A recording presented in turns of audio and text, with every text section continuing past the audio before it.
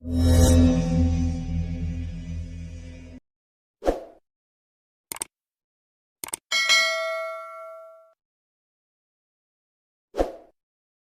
warahmatullahi wabarakatuh. Waalaikumsalam warahmatullahi Oke Pak, wabarakatuh. sehat Pak? Alhamdulillah. Oke, dingin Pak tangannya Pak. Oh biasa.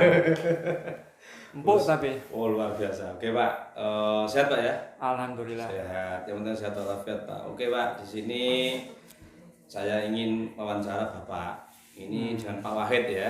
Iya Dengan Pak Pak Wahid. Wahid. Kalau dilihat dari visnya mungkin Pak Wahid itu kelihatan muda Pak. Berapa tahun Pak ngajar di EMA Pak?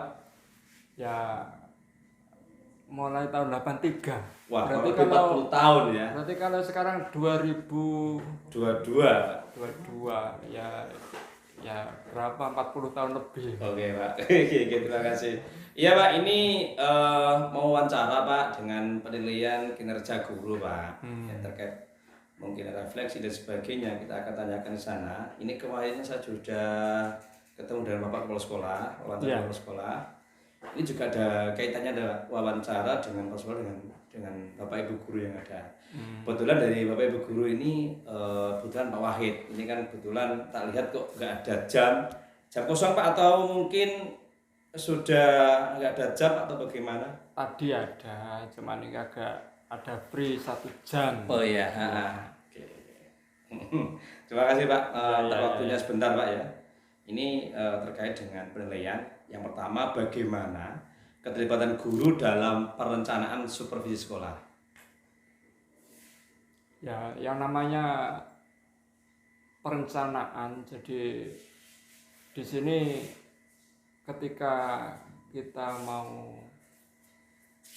awal mengajar, jadi semua guru itu dilibatkan Pak. Jadi melalui rapat utamanya rapat bulanan di awal tahun itu Pak, di awal semester itu Pak. Jadi semua guru dilibatkan. Oke Pak, mungkin Pak dalam pelaksanaan tersebut pasti ada komponen administrasi Pak yang perlu tercantum dalam program tersebut. Apa saja Pak di sana? Ya komponennya itu ya pada saat di awal itu ya ditekankan oleh kepala madrasah itu ya tentang apa itu kesamaan di mengenai silabus, kemudian pengembangan, pemetaan, kemudian kaitan dengan prota, promes, RPP, penilaian, itu semua dibicarakan di rapat awal itu Pak. Sebelum nanti kita masuk ngajar di kelas, jadi semua sudah di briefing bersama-sama seperti itu. Kapan Pak pelaksanaan supervisi tersebut? Ya di awal semester atau kalau semester. Misalnya ini kalau tahun ajaran ya di awal tahun sebelum masuk di pembelajaran. Jadi semua guru sudah harus menyiapkan seperti itu. Termasuk jenis administrasi Pak, mungkin yang harus dikerjakan oleh guru, ya apa saja Pak untuk jenis administrasinya? Ya itu tadi sama seperti RPP, yang di awal tadi. Jadi pertama kan silabus itu, kemudian dikembangkan dalam membuat pemetaan dulu, kemudian peta, prota, promes, kemudian RPP itu. Jadi penekannya di situ. Jadi katakanlah di situ poinnya hampir sama pada saat rapat itu. Gitu ya. Mungkin Pak ada bimbingan mungkin dari Bapak Kepala Sekolah, mungkin arahan ya dalam melaksanakan supervisi akademik dan administrasinya di sana. Ya ada Pak. Ada ya. Jadi yang namanya kepala sekolah mau merencanakan sesuatu kan mesti sudah direncanakan dulu. Kalau tidak apa yang menjadi program daripada kepala sekolah itu kan sudah direncanakan. Jadi sangat ada sekali. Oh gitu Pak ya. Berarti jelas pasti ada Pak ya. Iya ada. Baiklah Pak, masih di pertanyaan yang berkaitan dengan penilaian dari guru tersebut. Bagaimana catatan hasil pelaksanaan supervisi Pak? Apa Pak implikasi di sana? Kalau catatannya, namanya supervisi semua, jadi ada memang dari teman guru yang sebagian guru itu belum memenuhi seperti apa yang diharapkan kepala sekolah. Ya. Tapi paling tidak kan kemudian ada pembinaan tertentu. Ya. Jadi itu seperti itu. Jadi tapi kalau dilihat persentase hampir semua guru-guru di sini itu sudah memahami, karena ya rata-rata kan S1. Betul. Sesuai dengan bidang jurusannya masing-masing. Nah mungkin ini Pak, kepala sekolah itu kan selalu memantau guru-gurunya, melihat perkembangan pada saat ini, apalagi guru-guru sekarang harus dituntut secara profesional kan ya. Mungkin apa Pak yang dilakukan kepala sekolah, cara untuk melakukan evaluasi terhadap administrasi bagi guru-gurunya di sana Pak? Itu melalui supervisi awal tahun Pak. Awal tahun. Jadi biasanya kan supervisi itu dilaksanakan ya minimal 2 kali, bisa 3, bisa 4, tapi paling tidak 2 kali itu di awal tahun di semester pertama, kemudian awal semester di semester kedua. Jadi paling tidak di situ maka kepala sekolah tahu jadi yang apa yang diinginkan dan bagaimana tentang guru-guru itu sendiri kan gitu. Ya, betul. Ini ada kaitannya dengan apa ya, profesionalitas dalam mengajar Pak. Bagi siswa ini kan supaya mereka ini, anak-anak ini ketika belajar mengajar ini merasa aman, nyaman dan menyenangkan. Nah ini bagaimana Pak cara memelihara di kelas tersebut agar proses belajar mengajar merasa seperti yang saya sampaikan tadi Pak? Memang di rapat itu selalu Bapak Kepala Sekolah menekankan. Jadi teman-teman guru diharapkan bahwa di dalam proses pembelajaran di dalam kelas, ya, harapannya itu kan guru itu bisa memberikan pembelajaran yang ya katakanlah sekarang ini kan modelnya model Paikemi. Jadi proses pembelajaran yang menyenangkan, kemudian ya yang menyenangkan, inovatif. Jadi seperti itu. Harapannya kan biar anak-anak itu merasa nyaman, senang dan tersampaikan. Jadi tidak merasa jenuh. Biar tidak bosan gitu Pak ya. Iya. Apalagi kan mayoritas anak di Ambil Foto ini kan mayoritas anak pesantren Pak. Iya. Di mana anak pesantren itu kan seperti pengalaman sebagai santri itu kan kalau malam kan banyak kegiatan-kegiatan Pak. Di sana menghabiskan waktu sampai jam 10 sampai jam 11 malam baru istirahat, terus paginya harus berhadapan dengan materi pembelajaran di sekolah. Nah ini kan juga akan menguras energi bagi siswa tersebut dan juga gurunya. Ini pasti Pak ya. Jadi dengan cara pembelajaran cara Paikemi itu tadi Pak ya, iya, menyenangkan ya, nyaman, terus anak terasa aman dan tidak membosankan. Oke Pak, masih di dalam pertanyaan berikutnya. Ini mungkin anak dalam presentasi kelas mungkin yang diterapkan supaya anak disiplin itu bagaimana Pak? Nah itu sekolah ada semacam peraturan. Jadi yang dituangkan dalam tata tertib, ya. Sosialisasinya itu banyak sekali. Jadi pada satu upacara, kemudian pada saat di awal masuk, bahkan di tiap-tiap kelas itu juga ditempeli yang namanya tata tertib sekolah. Iya. Jadi ini tujuannya adalah biar anak itu tahu mana yang harus dikerjakan dan mana yang tidak boleh. Iya. Biasanya kan gitu. Sehingga anak itu berjalan nyaman karena ada tata tertibnya. Iya. Mungkin ini Pak, sekolah kita juga, apalagi kalau kita lihat dari sekolah-sekolah yang lain di luar dari Ambil Foto, pasti ada keterbatasan dalam fasilitas pembelajaran Pak. Dalam hal belajar mengajar. Nah, mungkin untuk memenuhi kebutuhan tersebut atau fasilitas tersebut, mungkin bagaimana Pak cara Bapak untuk mengatasi tersebut?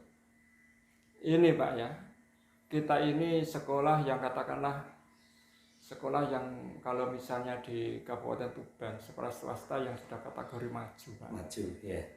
Jadi kaitan dengan fasilitas, baik itu masalah di lingkungan maupun di kelas, ini hampir semuanya sudah terpenuhi. Jadi kita dari guru, apa yang menjadi kebutuhan baik itu di luar atau di kelas, kita melalui Wakasatpras, ini kita ya misalnya kurang ada kipas angin yang kurang benar, atau misalnya apa saja yang kaitan dengan kenyamanan anak di kelas, itu kita menyampaikannya melalui Wakasatpras, Pak. Wakasatpras, oke Pak. Jadi kita guru ya fokus tetap ngajak di guru, masalah seperti itu kan urusannya dengan Satpras gitu. Betul Pak. Ya terus kemudian ini Pak, dalam pembelajaran pasti tidak mungkin lah kalau kita ngajar tidak ada hambatan, pasti ada hambatan Pak di sana. Ya kan ya Pak ya? Iya, pasti itu Pak. Pasti yang namanya anak itu kan berbeda-beda dari segi karakternya, cara berpikirnya, kan pasti berbeda-beda Pak. Lah mungkin dalam hambatan itu bagaimana Pak untuk cara mengatasi dalam proses pembelajaran? Ya kita setelah melaksanakan KBM itu kita ya refleksi lah. Refleksi ya. Jadi apa yang jadi hambatan anak-anak itu kita catat. Kemudian pada saat-saat tertentu ya pada saat kumpul dengan sama guru itu nanti kita bicarakan. Jadi paling tidak kita dari sama guru kan ada saling masukan, jadi saling refleksi mana yang sekiranya perlu untuk diperbaiki dan sebagainya seperti itu. Jadi saya pikir ini suatu hal yang wajar. Jadi tidak mungkin kita misalnya ngajar dalam satu kelas, kemudian satu kelas jadi terus kemudian bisa semua, itu kan belum tentu. Jadi kan betul proses. Jadi kita refleksi mana kekurangan dari kita yang kita sampaikan dan nanti kita diskusikan dengan teman-teman sama guru. Jadi seperti itu Pak ya gambarannya Pak ya.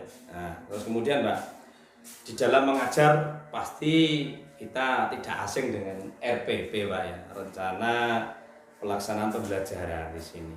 Mungkin kan yang namanya RPP di sana kan tidak lepas apa ya, bahasanya kita mempersiapkan sedini mungkin lah, mungkin malamnya atau persiapan awal ya, sebelum kita masuk dalam pembelajaran supaya anak kita lebih siap, lebih apa ya, dalam arti penyampaian materi kita biar tersampaikan. Mungkin rencana Pak yang perlu disiapkan ini, contoh saja Pak, gambaran saja, ini bagaimana Pak? Yang namanya RPP pembelajaran itu kan awal tahun sudah selalu diingatkan oleh kepala sekolah. Kemudian pada saat memasuki jam pelajaran, tentu kita sebagai guru paling tidak ya harus mestinya itu.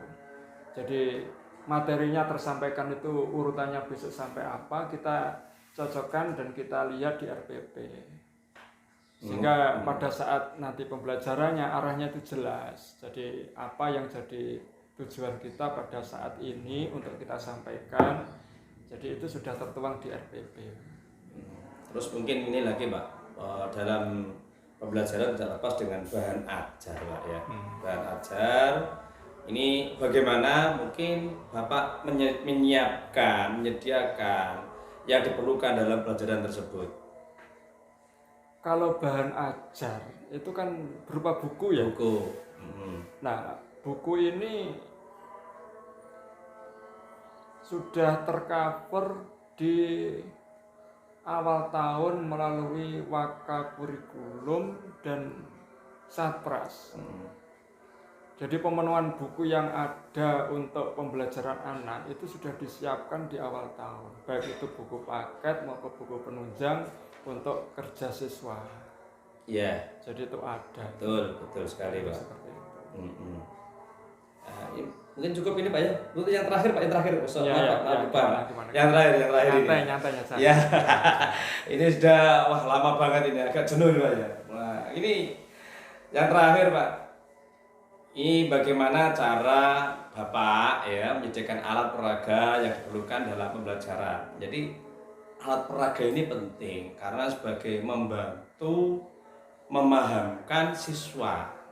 Jadi bukan kita menjelaskan saja, tapi juga ada peraga supaya alat peraga ini supaya diingat oleh anak. Nah ini bagaimana Pak cara menyediakan alat peraganya? Kan mohon maaf, setiap materi itu kan berbeda-beda Pak ya, setiap pelajaran berbeda. Mungkin Bapak bagaimana ya? Setelah ini Pak, setelah mapel Bapak yang diampu. Kebetulan saya kan mengampu matematika Pak. Iya. Jadi matematika itu ada kalanya yang harus menggunakan alat peraga, kadang-kadang ya melalui penjelasan-penjelasan pada anak. Nah, yang terkait dengan alat peraga, bakunya kalau di matematika itu namanya alat seperti penggaris, kemudian busur, kemudian ada misalnya bentuk bangun ruang seperti lingkaran atau misalnya kubus, balok, itu sesuai dengan RPP yang ada ya biasanya kita sampaikan Pak. Jadi untuk memudahkan pemahaman anak, bayangan secara kasar itu gimana. Tapi kadang-kadang ada juga yang tidak harus pakai alat peraga karena ya memang butuh untuk pemahaman dan pengertian hitungan-hitungan itu Pak. Sudah Pak, cukup? Enggak ada lagi disampaikan? Ya, terima kasih atas wawancaranya. Oke, makasih Pak atas waktunya Pak. Mohon maaf ini ganggu Pak ya. Ini gini Pak, terakhir Pak, paling terakhir saya minta 3 kata. Bapak ini kan guru profesional banget Pak. Ya, sudah 40 tahun mengajar dan pokoknya pengalaman yang luar biasa mungkin Bapak yang didapatkan. Mungkin gini Pak, motivasi kepada guru juniornya Pak. Nah, seperti kita ini kan junior baru berapa tahun Pak kita ngajar. Kita 3 kata saja untuk guru junior tersebut biar nanti siapa tahu video ini disebarkan atau disebarkan kepada guru-guru yang lain. Biar tahu Pak Wahid itu semangat loh, tahu 3 kata untuk guru juniornya. Silakan Pak, 3 kata Pak untuk guru junior kita Pak. Semangat. Semangat, oke. Ya, rasional lah. Rasional, siap. Dan satu hal lagi yang harus kita jalankan itu adalah profesional. Profesional. Yang terakhir Pak, profesional Pak. Iya. Oke, terima kasih Pak Wahid atas waktunya. Iya, terima kasih. Mungkin waktu kita ketemu lagi Pak Wahid. Terima kasih. Oke, assalamualaikum warahmatullahi wabarakatuh. Waalaikumsalam warahmatullahi wabarakatuh.